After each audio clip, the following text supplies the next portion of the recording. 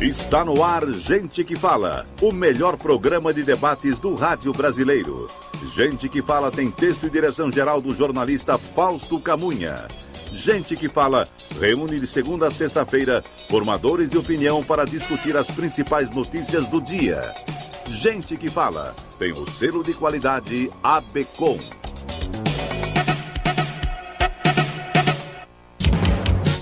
Olá, ouvinte do programa Gente que Fala, muito boa tarde para todo mundo, 12:04 agora, seja bem-vindo, eu sou o Mauro Friesman, nós estamos no ar na Rádio Trianon AM 740 de São Paulo e Rádio Universal AM 810 de Santos. Você nos vê pelas redes sociais, eu te convido a curtir as nossas páginas, ouvir os nossos podcasts na sua plataforma preferida e acessar o nosso blog, é o gentequefala.com.br. Participe fazendo suas perguntas, os nossos convidados já estão todos presentes aqui, os telefones são 3289-3580 e 5052-5555. Eu apresento a partir de agora os participantes desta mesa do Gente que Fala de hoje. Você vê aqui pela imagem à minha esquerda, Juan Queiroz, secretário de Inovação e Tecnologia da cidade de São Paulo. Seja bem-vindo, secretário. Muito obrigado, bom dia.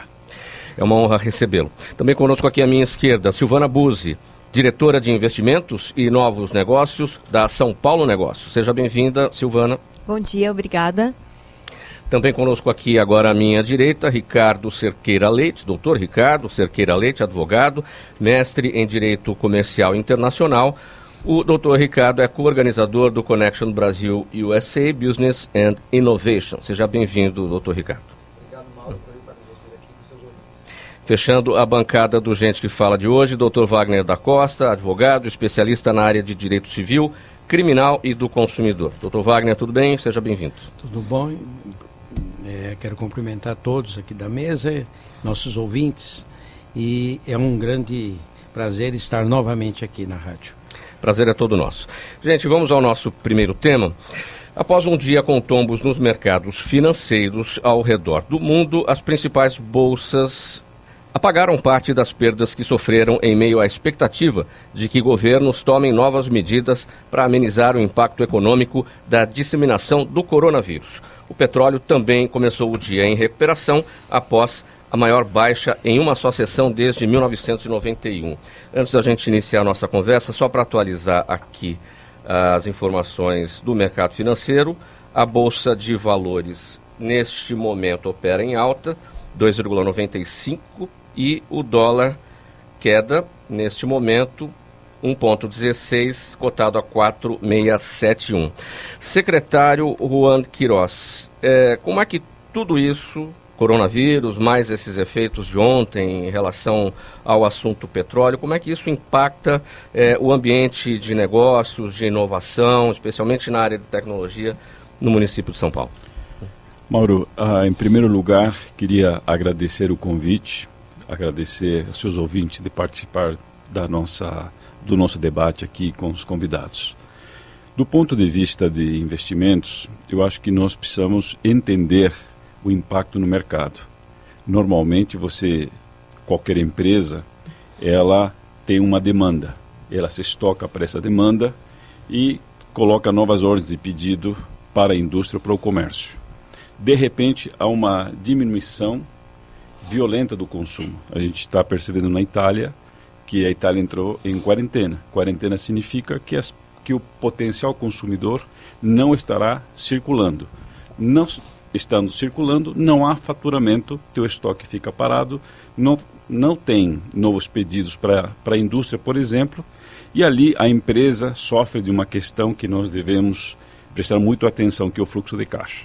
Uma empresa, ela morre no fluxo de caixa.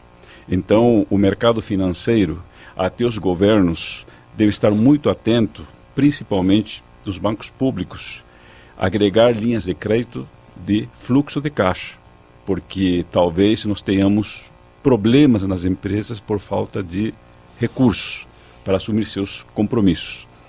Acredito eu que o impacto no investimento será mínimo, porque o investimento ele tem 3 fases. A primeira fase ele é virtual, onde o potencial investidor recebe as informações localmente, não precisa se mobilizar. O segundo ponto, aí sim, é a logística de chegar e avaliar o ativo pessoalmente. E o terceiro ponto, uma reunião final. Eu acho que o que vai acontecer na questão dos investimentos é adiar até acomodar essa situação atual. E o que o senhor destacou, a necessidade de atenção dos bancos públicos. Como gestor público... E privados também. Públicos e privados. Como gestor público, uma vez secretário, aqui no município de São Paulo, e como empresário, o senhor sente que há essa atenção dos bancos nesse momento? Vejo que está todo mundo estudando o impacto, que ainda não chegou no Brasil. É importante entender que o inverno está chegando no Brasil e nós teremos um impacto maior ainda por vir. Por isto que nós temos um espaço de tempo para nos preparar. Então, há uma estratégia em relação a cuidar do caixa das empresas e, principalmente, dos munícipes em relação a esta questão.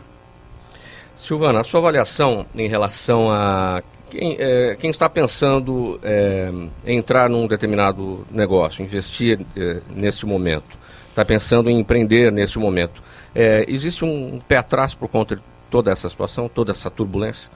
De uma forma geral, há uma turbulência, né? Não só aqui no Brasil, na cidade de São Paulo, mas no mundo como um todo. Mas a gente precisa ter bastante serenidade, né?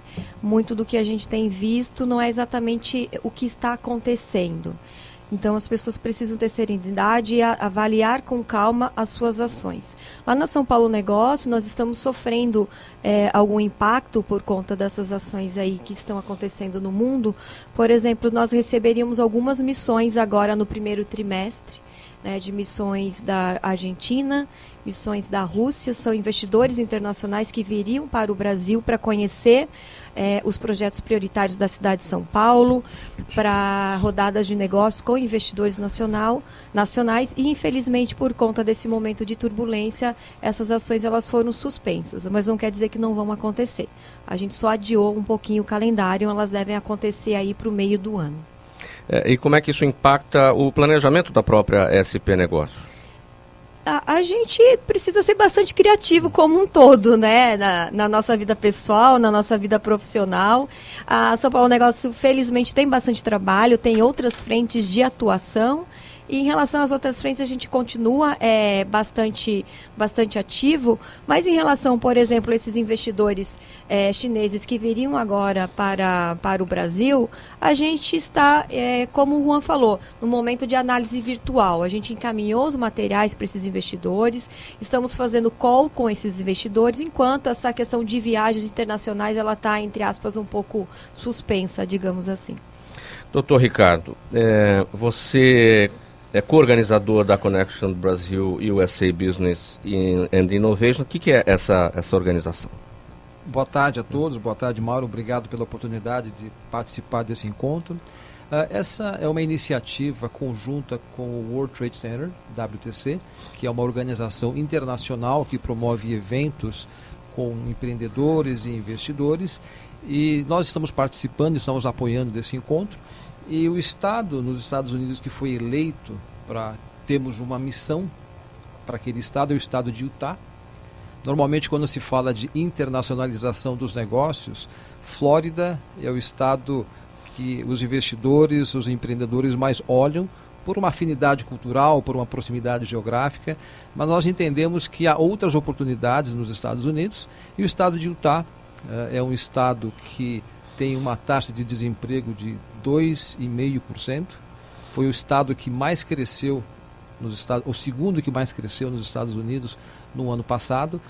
É um estado com uma vocação empreendedora.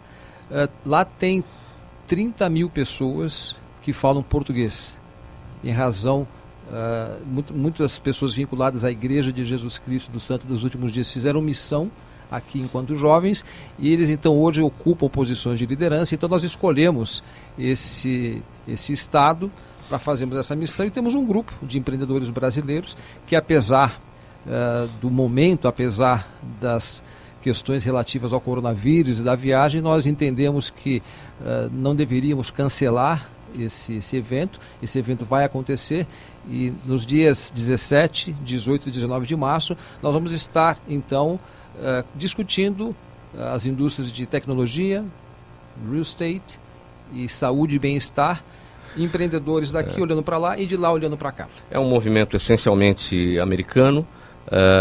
E o presidente Trump ontem falou sobre... Ele deve apresentar uma proposta de benefícios fiscais para tentar conter o que está acontecendo na economia, o que o coronavírus está fazendo com a economia. É o caminho, é esse? Sim, sem dúvida. O secretário levantou com muita precisão e muita pertinência. Nesses momentos de crise, o fluxo de caixa ele pode trazer grandes dificuldades à empresa. E o governo Trump, ao que tudo indica, está estudando medidas fiscais para ajudar os empreendedores nesse momento de transição. Mas junto com as dificuldades também aparecem as oportunidades. Então nós precisamos olhar as oportunidades no meio da crise e tentar explorá-las. Dr. Wagner da Costa, esse momento de turbulência, hoje os mercados econômicos aí tentando uma recuperação parcial do tombo, né? Como é que o senhor observa? Eu observo, como o nosso secretário de Inovação falou, que precisamos preencher esse espaço. Agora nós precisamos de uma ação, de um olhar do presidente da República, do nosso governo, porque não adianta as ações estão paradas, e inclusive se fala em movimento popular no dia 15, isso vai atrapalhar, porque tem que dar segurança para os investidores vir para o Brasil. E sem fazer as reformas que estão travadas, não vai trazer investidor para o Brasil e a crise vai piorar. E nós temos que aproveitar esse espaço que ainda está aberto para se movimentar. Se chegar ao ponto que chegou na Itália aqui no Brasil, aí a coisa fica feia, né? Então, eu acho que precisa uma ação governamental mais enérgica para atrair os investidores para cá. Porque do jeito que está caminhando, não vai só, as coisas vão só atrasar e piorar. Olha, gente, a Prefeitura de São Paulo lançou recentemente uma série de programas voltados à agilização do trabalho, seja pela capacitação de trabalhadores ou pela desburocratização dos empreendimentos. Entre os destaques estão o Profissão Cidadão, o Empreenda Fácil, o Wi-Fi Livre e o Descomplica São Paulo. O Descomplica São Paulo agiliza o atendimento ao cidadão e instaura o que a gente conhece como o padrão poupa-tempo nas subprefeituras. O secretário Juan Queiroz, nesses três aqui, Profissão Cidadão, Empreenda Fácil e o Wi-Fi Livre, em que medida esses programas estão ajudando a resolver o problema do desemprego na cidade de São Paulo? Uma coisa importante é a determinação do nosso prefeito Bruno Covas, para todos os nossos secretários, e buscar e resolver as questões do cidadão. Então, quando a gente discute o Descomplica é o poupa-tempo do município. Sim. Então, as pessoas que moram na periferia não têm mais necessidade de se deslocar grandes distâncias para resolver suas questões.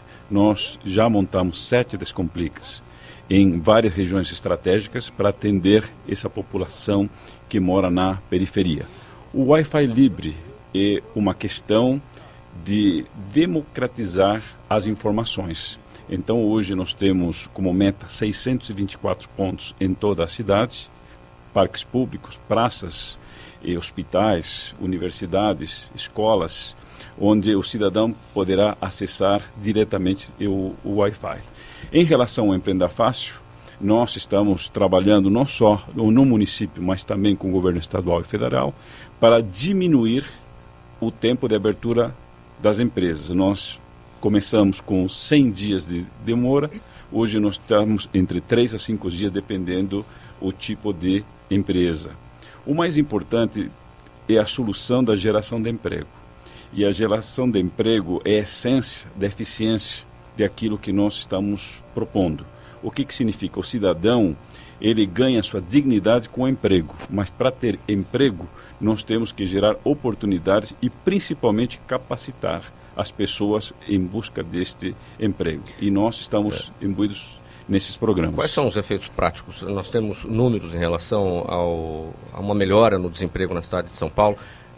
uma melhora acima da média do que a gente observa nos outros estados ou a nível nacional? Veja, 2 pontos importantes.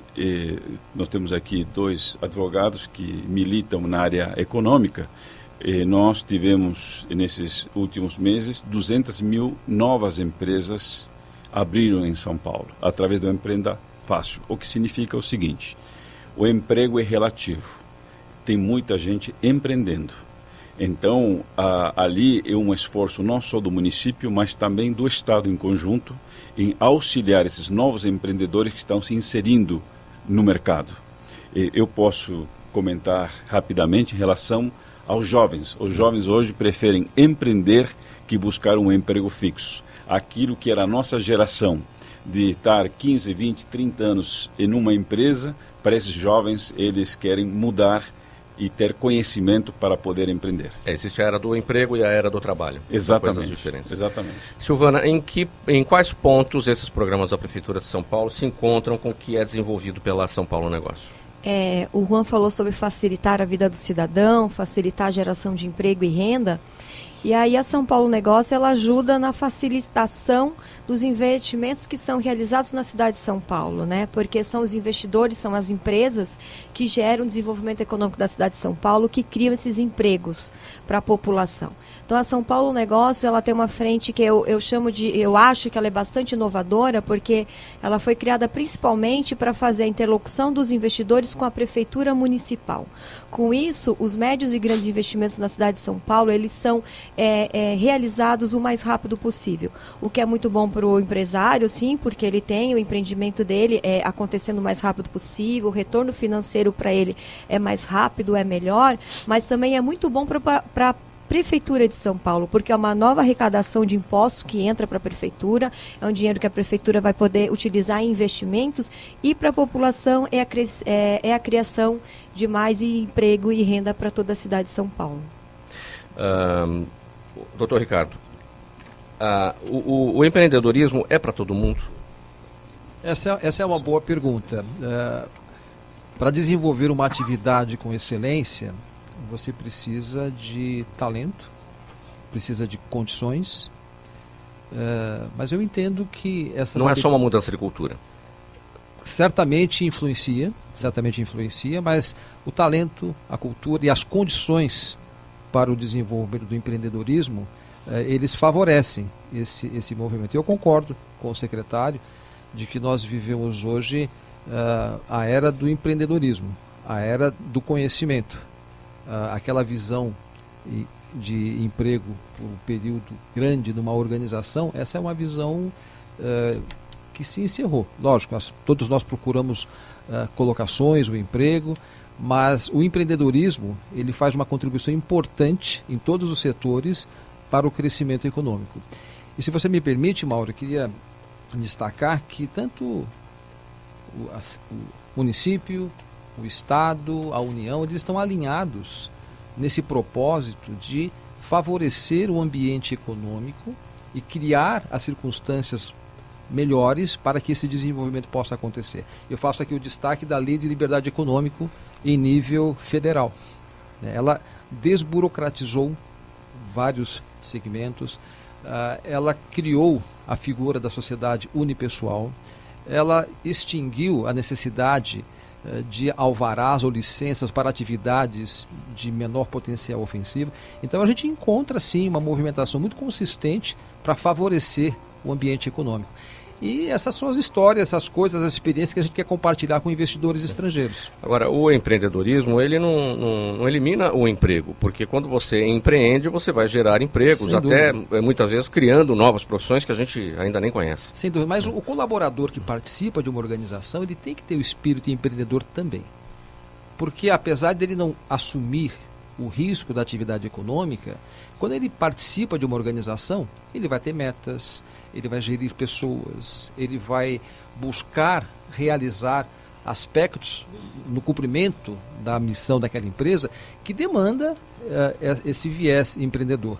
Então, ser empreendedor não significa necessariamente assumir o risco econômico da atividade. Ser empreendedor também significa aportar essa atividade, esse conhecimento, essa forma de agir no ambiente organizacional, ainda que seja diante de um vínculo de emprego. Doutor Wagner da Costa, como estimular o empreendedorismo naqueles que nem pararam para pensar nisso ainda? O presidente da República teve uma lei aí que facilita a abertura de empresas e tudo. Só a falha foi querer acabar com o registro no Cresce, com o registro do repórter. Quer dizer, isso aí não é bom, né? Porque eu acho que quanto mais melhorar a condição da pessoa de ter uma atividade... O senhor está falando do registro profissional para determinadas atividades. O registro atividades. profissional, Sim. porque o doutor, inclusive, abordou a questão dessa desburocratização dos empreendimentos. Mas foi boa essa lei, só a falha dela foi querer matar essas profissões, né? Isso atrapalha. E, por outro lado, eu acho que a cidade de São Paulo enfrenta um problema muito sério, que é do trabalho informal. Quer dizer, então, eu não sei, precisava um olhar assim para melhorar esse trabalho informal, porque o trabalho informal, eles não pagam imposto, eles não pagam nada. Então, tinha que criar um estudo para ter um olhar para essas pessoas que realmente, por causa do desemprego, do alto índice de desemprego, esse pessoal está cada vez aumentando mais o trabalho informal na cidade. Tá bem. Então, eu acho que... Pessoal, olha, a São Paulo Negócios é uma empresa jovem e inovadora, criada para facilitar a interlocução entre investidores e a Prefeitura de São Paulo, com um trabalho baseado na transparência e na agilidade do mercado. É também apoiadora e desenvolvedora de ações e projetos ligados à área de inovação e tecnologia, como o Festival São Paulo Tech Week, que, além de estimular a geração de negócios, leva a discussão sobre o tema para todas as áreas da cidade. Silvana, esse é um evento que acontece, o Festival Tech Week, né? Um evento que acontece no final do ano, não é isso? Isso mesmo. Mas já está em preparo. Já está em preparo e é um festival que ele também fomenta o empreendedorismo. Mas o que é a São Paulo Tech Week? Esse ano nós vamos ter a 6ª edição desse festival. É um festival que foi criado para posicionar a cidade de São Paulo como hub de inovação e tecnologia no âmbito da América Latina. E esse festival hoje, ele já ultrapassou as barreiras da América Latina, já é um festival, é um dos maiores festivais do mundo em número de eventos. Ano passado, para vocês entenderem o tamanho da São Paulo Tech Week, foram 755 eventos durante uma semana, acontecendo por toda a cidade de São Paulo, 85 mil participantes e em volume de negócios gerados, um número bem conservador, 34 milhões de negócios gerados. E a São Paulo Tech Week, ela é como se fosse uma agenda colaborativa. Uma startup que está iniciando o seu processo agora, que nem validou o seu produto no mercado ainda, que nem testou o seu mercado no produto ainda, pode participar da São Paulo Tech Week como uma média e grandes empresas. Inclusive temos grandes empresas da área de tecnologia que patrocinam a São Paulo Tech Week.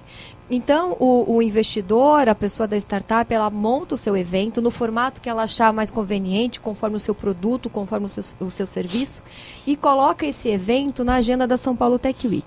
E isso é 100% gratuito. E qual que é a vantagem? Por que eu vou criar um evento e colocar na agenda da São Paulo Tech Week? Por conta da visibilidade que esse festival já alcançou.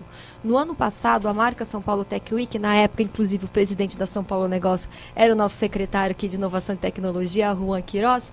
A marca São Paulo Tech Week, ela foi vista mais de 20 milhões de vezes. Então, é uma oportunidade que a Prefeitura de São Paulo oferece para todas as empresas para apresentar os seus produtos no mercado. E aí eu falo, apresentar pela cidade, para pessoas de outros estados que vêm visitar a São Paulo Tech Week e principalmente investidores internacionais. Ano passado, nós tivemos 2 pilares que destacamos bastante na São Paulo Tech Week e que eles virão com força para essa edição. Uma delas é a internacionalização, a participação de mais investidores internacionais no festival, através do investidor mesmo vindo para cá, como tivemos investidores do Canadá, tivemos investidores da China e de outros países, ou através de embaixadas e consulados. E um outro pilar da São Paulo Tech Week que a gente vai reforçar esse ano é em relação a levar eventos para as comunidades mais simples da cidade de São Paulo. Ano passado, pela primeira vez, a gente levou um evento para a comunidade de Paraisópolis. Então, foi por uma semana a cidade de São Paulo, todas as classes da cidade de São Paulo, empresas de vários portes discutindo sobre inovação durante uma semana. Isso gera empreendedorismo, isso gera negócios, isso gera novos empregos para a população. Como participar, Silvana? Como participar? Você pode participar como espectador. Minha mãe, que não entende nada de inovação, mas ela gosta do tema, ela pode se inscrever nos eventos, ela pode ir lá ouvir e aprender mais sobre inovação. Ou eu posso criar um evento e colocar na agenda da São Paulo Tech Week para impulsionar o meu produto e o meu serviço. Todo o trabalho, inclusive da São Paulo Negócios, queria registrar aqui, ele é 100% gratuito para o investidor. Secretário Juan, então a Silvana tem um grande desafio na mão, que é dar um incremento naquilo que o senhor já tinha feito anteriormente, não é isso? Quantas edições da Tech Week o senhor organizou? Nós organizamos juntos 4. Das 5, nós organizamos juntos 4. A Silvana tem um fator importante, ela é mulher e competente. Então, ela sabe que tanto na minha vida pública como na minha vida privada, eu gosto muito de trabalhar com mulheres. Então, nós temos mais uma diretora na área de exportação, também Silvana, e essa dupla é excepcional. Acredito que agora o maior desafio nosso é auxiliar as startups a realizar negócios. Porque uma das questões de inovação tecnológica não é só a ideia, mas ter o capital para investir na ideia. Então, muitas vezes, eu dou exemplo dos meus próprios filhos que começaram a sua empresa através de uma startup. A maior dificuldade deles no começo foi capital. A ideia era muito boa, mas a captação de recurso, de risco, de equity é muito difícil. Então, na última edição da São Paulo Tech Week, a Silvana, como diretora de investimentos, nós em conjunto montamos um programa que ela coordenou, da atração de investidores, onde os donos, os empreendedores das startups mostravam suas soluções técnicas para quem tinha o cheque para poder investir na empresa. E foi um sucesso. É aquele sucesso dos 34 milhões de reais. Você imagina uma startup, normalmente são jovens que estão ali e de repente eles saem com recurso para formatar seu negócio. Então o sucesso passa muitas vezes pelo investimento e acreditar na solução. É promover o encontro do dono da ideia com o dono do dinheiro. Exatamente. O maior desafio. Doutor Ricardo, sua avaliação sobre esse movimento na cidade? Eu acho maravilhoso. Nós precisamos criar ambiente para que o empreendedorismo possa se desenvolver. Nós precisamos... Veja, é importante destacar o seguinte: nós estamos num momento na economia, eu não sou economista, mas vou aqui arriscar alguns comentários, há muita liquidez no mercado. As pessoas buscam projetos. E quando tem uma iniciativa como essa, como a São Paulo Tech Week, em que você consegue angariar ideias, empreendedores e trazer os investidores, você tem um casamento perfeito. Então, nós como sociedade organizada, nós precisamos aproveitar esse momento. Por exemplo, o presidente Bolsonaro está lá nos Estados Unidos e está falando de Brasil. Nós estamos aqui pegando essa onda, Não adianta a liderança política, os líderes governamentais fazerem um movimento se a sociedade organizada não seguir este movimento e também criar caminhos para que empreendedores, ideias, investidores possam se encontrar. E a São Paulo Tech Week está de parabéns aí pela iniciativa. Sua avaliação, doutor Wagner, sobre esse movimento na cidade, essa promoção do encontro entre quem tem ideia e quem tem o dinheiro? Isso é uma cultura e é importante. Quando se fala em cultura, é principal, que nós precisamos mesmo dessa cultura, de investimentos, de tudo. Isso nos dá. E a Prefeitura de São Paulo até está de parabéns, porque ela traz eventos importantes ali no IMB, e isso, como esse evento, eu não sei o Tech local. Week. Mas vai ser também lá. A Prefeitura tem... São 755 eventos distribuídos em todo o município de São Paulo, então, principalmente esses nas eventos, periferias. Eles são muito importantes, porque são técnicas novas, e realmente quando se fala na cultura, que se investe na cultura, como está se investindo aqui, é muito importante, porque melhora a qualidade de vida de todos nós. Pessoal, nós vamos para um intervalo agora aqui no programa Gente que Fala, 12h33, voltamos em seguida aqui na Rádio Trianon.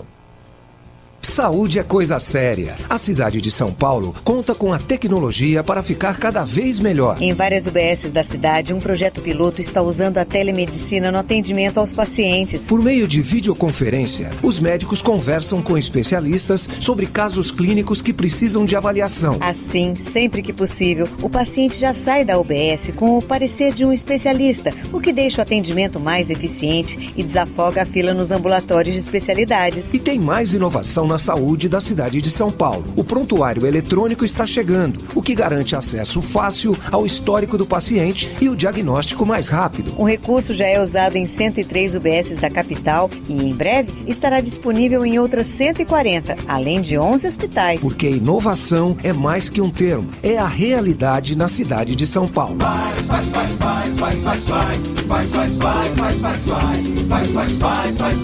Prefeitura de São Paulo. Avança Saúde. 12h35 aqui na Rádio Trianon, de volta com o programa Gente que Fala. E é o seguinte agora, pessoal, reunir os executivos brasileiros que desejam expandir seus negócios e empresários americanos que buscam novos mercados para investir. Este é o objetivo do Connection Brasil USA Business and Innovation, evento que ocorrerá na semana que vem em Utah, nos Estados Unidos, com o apoio do Cerqueira Leite Advogados. O evento tem foco no networking nas áreas de saúde, tecnologia e mercado imobiliário, entre outros segmentos. Ricardo, você já estava falando um pouquinho do que vai acontecer no bloco anterior. O que você pode complementar aqui? Sim, obrigado, Mauro. Esse evento vai ser um encontro de 3 dias. Primeiro dia, no dia 17 de março, nós teremos conteúdo. Vamos, então, ouvir como fazemos negócios aqui no Brasil. Eu espero ter a oportunidade de mostrar para os investidores estrangeiros que o Brasil é sim um lugar de oportunidades. Nós passamos por um momento em que as reformas já realizadas e as que acontecerão vão melhorar o ambiente de negócios aqui no Brasil, e essa história tem que ser contada para os investidores estrangeiros. Investidores brasileiros vão estar presentes também, e vamos aprender com os investidores americanos parte do processo de internacionalização indo por Utah. Então vamos ter lá Doing Business in the US. Isso vai ser no primeiro dia. Segundo dia, nós vamos visitar algumas empresas que já se apresentaram e ofereceram os seus espaços. E no terceiro dia nós teremos um encontro na University of Utah, em que vamos discutir tecnologia e inovação. Então estamos bem alinhados, nos propósitos. Esperamos ter aí uma audiência de aproximadamente 100 pessoas, entre empreendedores locais e empreendedores brasileiros, e esperamos que isso possa gerar frutos para todos que comparecerem, em especial o crescimento econômico do país. É uma via de mão dupla, Ricardo? São brasileiros investindo nos Estados Unidos e americanos investindo Sim, aqui? Há um movimento muito forte de internacionalização. Talvez agora com o dólar nesse preço, alguns possam rever a sua estratégia, mas acredito que todos aqui vão concordar que os empreendedores estão olhando para fora e buscando oportunidades. É uma diversidade de mercado, é uma oportunidade de gerar receita em dólares.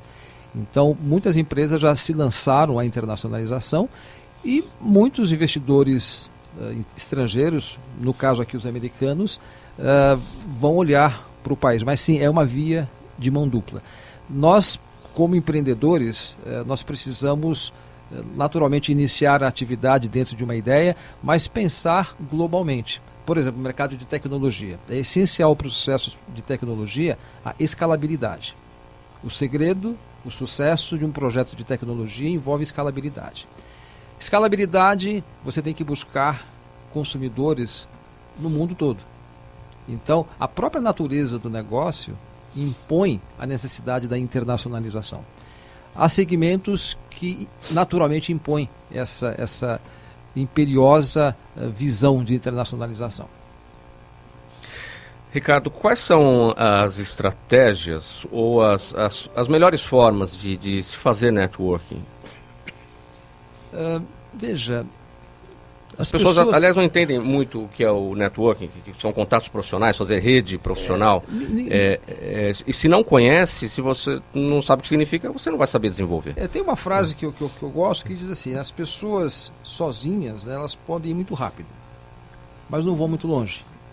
Então nós precisamos aprender a nos unir, né? E o network nada mais é do que uma oportunidade de troca de experiências, troca de ideias. E como você faz isso? Você tem uma ferramenta como o próprio LinkedIn, que é uma ferramenta profissional que oferece um espaço muito eficiente para conhecer pessoas. Os eventos, aqui tão bem explicado pela Silvana. É importante entender que qualquer negócio ele acontece quando pelo menos 3 coisas estão presentes, né? Relacionamento, confiança e solução. Quando você consegue casar essas 3 coisas, é possível que você tenha negócios. Tudo começa com relacionamento. A gente não faz negócios com pessoas que a gente não conhece. Nós precisamos ter a oportunidade de estabelecer relacionamentos e confiança, e eventos, ferramentas tecnológicas são fundamentais para isso. Muito se fala em versatilidade profissional. Isso significa você abrir o leque, você fazer várias coisas. Porque às vezes a pessoa vai para o LinkedIn e fala, bom, o que eu vou apontar aqui? Eu fico sem foco, eu tenho um leque tão aberto de possibilidades que de repente alguém vê e fala, não, peraí, você faz tudo e também não faz nada. Como é que a gente lida? Qual o ponto de equilíbrio? Existem pessoas que podem assessorar como você se posiciona perante os contatos no LinkedIn, mas todos nós temos uma área do conhecimento que a gente domina, soluções que a gente conhece. Então essas soluções, elas devem ser apresentadas de maneira consistente, de maneira coerente. Naturalmente, quem quer falar de todos os assuntos acaba não abordando nada, mas dentro da área do conhecimento você consegue escolher temas dentro da sua paixão, dentro do seu conhecimento, até para ajudar outros nessa troca. O Tech Week também lida com networking? Lida sim. A São Paulo Tech Week a gente pode também resumi-la em uma palavra, conexão, né? É a conexão das startups com os investidores, é a conexão de pessoas que estão procurando emprego com empresas. A gente teve alguns casos no ano passado de pessoas que foram como espectadores na São Paulo Tech Week e saíram de lá de um festival empregado. Com certeza sim, é conexão, uma das palavras da São Paulo Tech Week. Sua avaliação, secretário? Eu acho que no mundo de hoje a questão do relacionamento é essencial.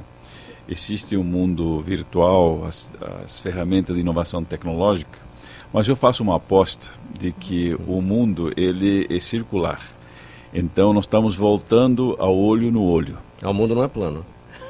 Não, é circular. Exatamente. Tinha uma discussão, né? Tem uma boa discussão. Uma boa discussão. Semana passada, principalmente, deu auge. Exatamente.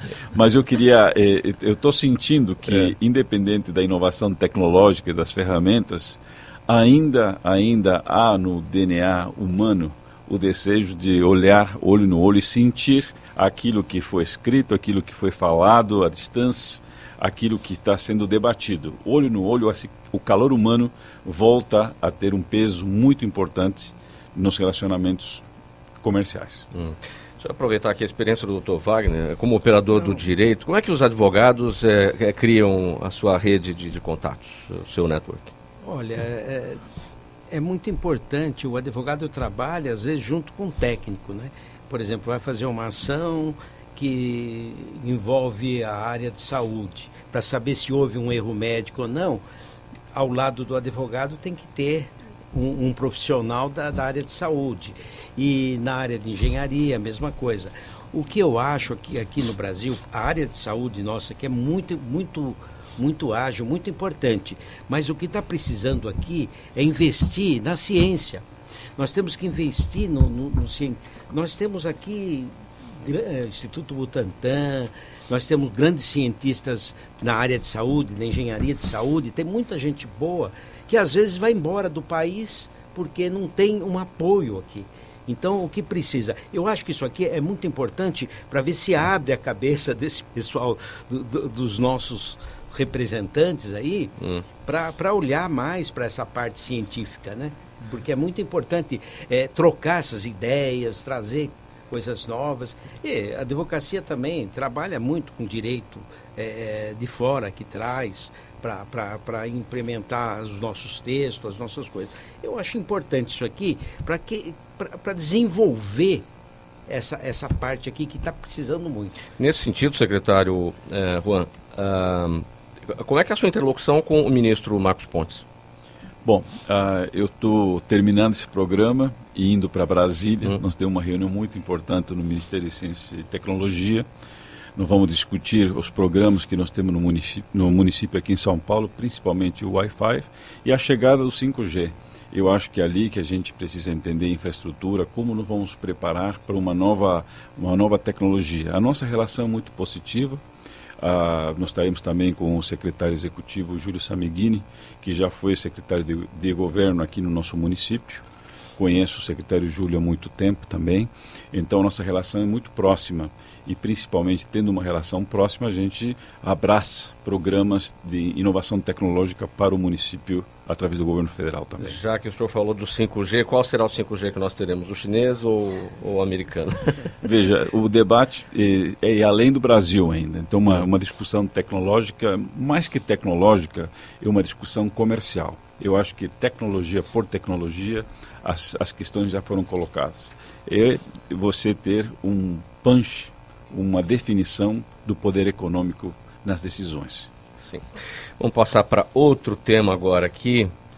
A greve dos policiais no Ceará ainda está na pauta, pelo menos para aqueles que sofreram prejuízos causados pela falta de policiamento nas ruas, já que naquele período ocorreram diversos saques, furtos e assassinatos. Segundo a Constituição brasileira, a segurança pública é direito de todos e dever do Estado, devendo, pela essencialidade do seu objeto, ser prestada de forma eficiente e contínua. Dr. Wagner da Costa, cabe indenização a quem foi prejudicado lá no Ceará por conta da greve dos policiais e como requerer essa indenização? Sim, cabe indenização e deve ser posta essa indenização até por uma questão de cobrar do Estado o que aconteceu. Não só pelo valor que deve vir essa indenização, mas também essas ações devem entrar com uma questão também de protesto da população. Porque a segurança pública é um direito de todos e dever do Estado. Isso está previsto no artigo 144 da Constituição Federal, né? E também no artigo 22 do Código de Defesa do Consumidor, né? Que nos dá isso.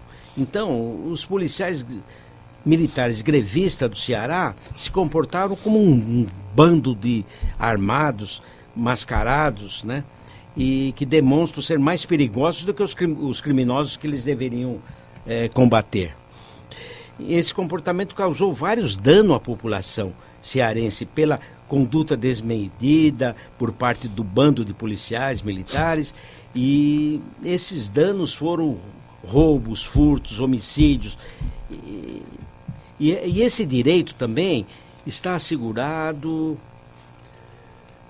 na Comissão Interamericana de Direitos Humanos, que ela também prevê na Convenção que os direitos humanos consagram o direito à vida e à integridade pessoal como direito humano fundamental que o Estado deve respeitar e fazer respeitar essas garantias. Para não estender muito, mas tem os fundamentos aqui. Doutor Wagner, esses pedidos de indenização, eles cabem individualmente? Sim. Ou é preciso esperar o Ministério Público entrar com uma ação? Cabe, o Ministério Público poderia já estar fazendo isso com uma ação civil pública. Entrar em benefício de todos que sofreram o prejuízo. Caso, Defensoria Pública também poderia entrar, e pode ser individual. Qualquer pessoa pode contratar um advogado e entrar. Aquele que perdeu um ente querido, aquele que... Entendeu? Porque entra contra a Fazenda do Estado, e o governo do Estado do Ceará é obrigado a responder esses processos, né? Entende? Então eu acho muito importante isso e realmente... Agora, a solução para essa indenização, se o Estado for pagar, evidentemente, é um tempo bastante elevado, não? É um tempo bastante elevado, mas tem pessoas ali que perderam os pais, perderam a família, e então eu acho também que o povo não pode ficar calado. É uma forma também, entrando com essas ações, é uma forma de protesto dos acontecimentos, até para que não aconteça mais. E se o Estado for condenado, ele tem um direito até de ir de regresso, quem deu causa à ação, entende? Então, realmente, eu acho que a população tem que ser orientada. Se quiser entrar com ação, entra. Se não quiser, também não entra.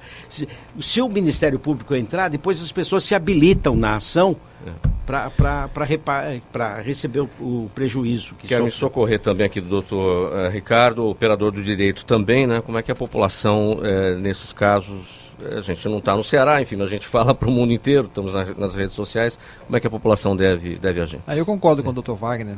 Além do caráter indenizatório, o caráter econômico do pedido, há também o caráter de protesto. E a gente deve destacar que, infelizmente, o estado do Ceará é reincidente nessa questão, né? Sim. Em 2019, janeiro de 2019, nós tivemos ali uma questão muito semelhante, por outros motivos, né? Uma guerra de facções que ensejou ali uma sinalização de falência do Estado no tocante à segurança, e agora uma reincidência.